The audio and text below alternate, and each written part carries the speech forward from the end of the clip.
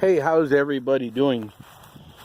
For those of you on Texas Hog Hunters that were hating on me, telling me that this wasn't going to work, you can stop watching now. No, I'm just kidding. Anyway, I had asked a couple of you if what you all thought about making a hog trap out of these. I don't know what they are, fluid container, metal brackets, or whatever you want to call them. I don't know. So what I did is that I took the bottom off one, and then I bought some hog panel, and the hog panel fit perfect, as you can see in there. Two of them put together is a little less than 8 feet. That's actually nice and tall. I don't want to catch a bunch of hogs at one time. Be happy with one or two. And as you can see in the back, it almost reached the whole deal. I'm going to get another piece of livestock panel and fix that up. And then in the areas where the holes were too big, you can see where the hog panel is there now.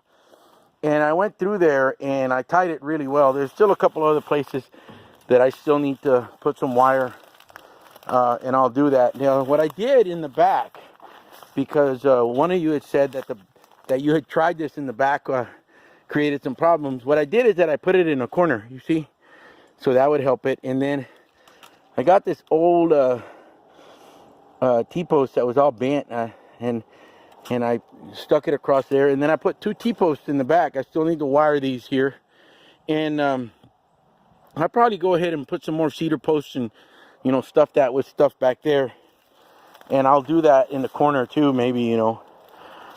As you see here in the seam where it joins, I use some big screws, and I also use some galvanized wire.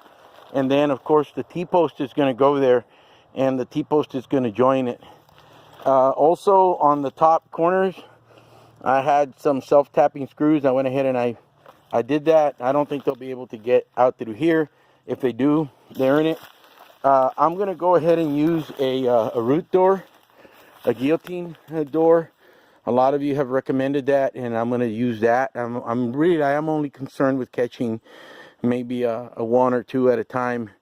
And when I do that, of course, I'll use two T-posts. This will come up against it right here, the guillotine door with the root door.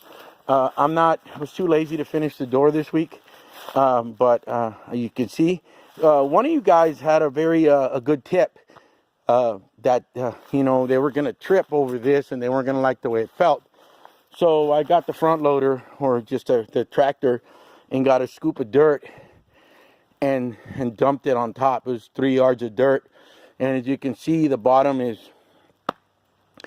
pretty solid, and it protects the wire in the bottom. And you know, I can't move it myself. I'm not a hog, but if any hog gets out of there, then they deserve to get out of there.